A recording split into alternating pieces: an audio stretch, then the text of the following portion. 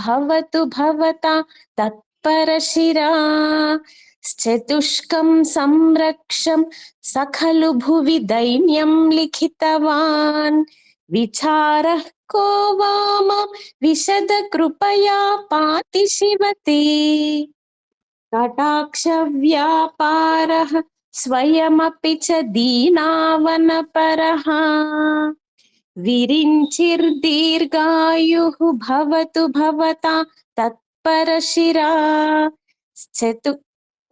చతుష్కం సంరక్షం సఖలు భువి దైన్యం లిఖితవాన్ విచారః కో వామ విశద కృపయా పాతి శివతే కటాక్ష వ్యాపారః స్వయమపి చ దీనావనపరః విరించిర్దీర్ఘాయుః భవతు భవతా తత్పరశిరా చతుష్కం సంరక్షం సఖలు భువి దైన్యం లిఖితవాన్ విచారః కో వామ విశద కృపయా పాతి శివతే కటాక్ష వ్యాపారః స్వయమపి చ దీనావనపరః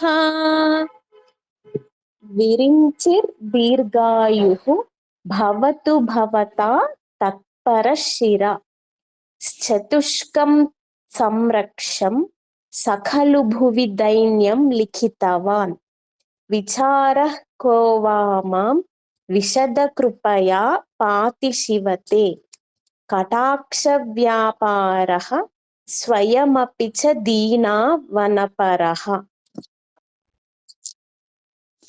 ఓకేనా అండి?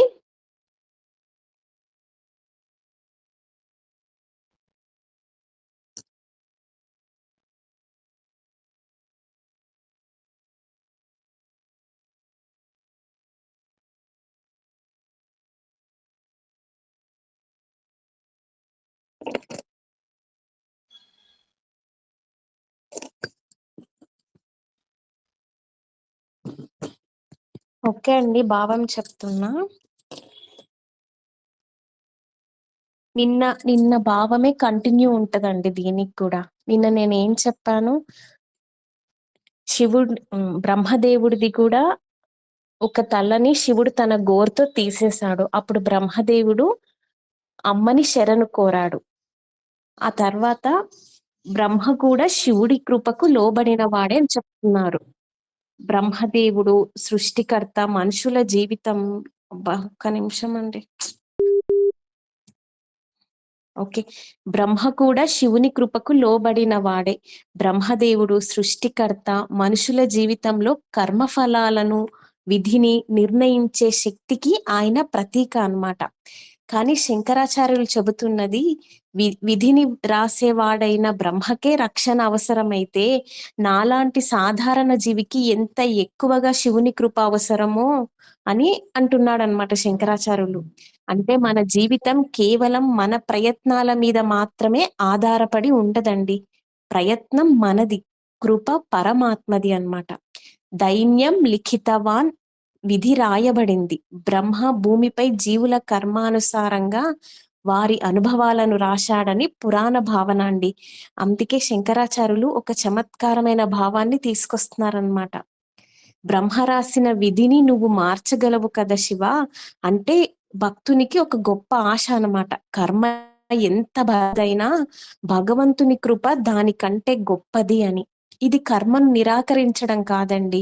మన గత కర్మల వల్ల కొన్ని పరిస్థితులు రావచ్చు, కానీ వాటిని ఎదుర్కొనే శక్తి, జ్ఞానం, ధైర్యం, మార్గం చూపే కృప శివుని నుండి లభిస్తాయని ఈ శ్లోకం చెప్తుందన్నమాట.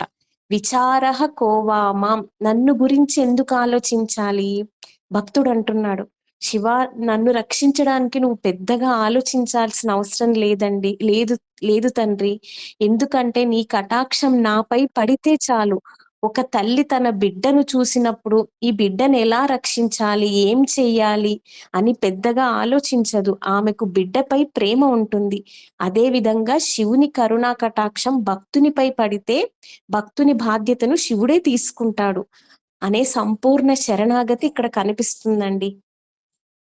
కటాక్షం అంటే కేవలం చూపు కాదండి ఇక్కడ.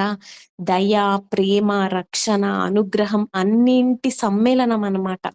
మనిషి జీవితంలో కొన్ని సమస్యలకి మన బుద్ధితో పరిష్కారం కనిపించదండి. ఎంత ప్రయత్నించినా మార్గం కనిపించని సమయంలో శివ నీవే నాకు దారి చూపించాలి అని హృదయపూర్వకంగా శరణాగతి చెందడం అన్నమాట ఈ శ్లోకం యొక్క అంతరార్థం. ఇక్కడ ఇక్కడ ఇంకొకటండి, దీన వనపరహ అంటున్నారు. దీనులను రక్షించడమే ఆయన స్వభావం అండి. శివుడు దీనుల రక్షకుడు. ఇక్కడ దీనుడు అంటే కేవలం పేదవాడు కాదు, తన అహంకారాన్ని వదిలి నాకు నేను సరిపోను నీవే శరణు అని భగవంతుణ్ణి ఆశ్రయించిన వాడు. అటువంటి హృదయంలో భక్తి నిజంగా వికసిస్తుందని శంకరాచార్యులు అంటున్నారన్నమాట. దీనులను రక్షించడమే శివుని యొక్క స్వభావం అని చెప్తున్నారు ఈ శ్లోకంలో. అర్థమైందా అండి శ్లోకము?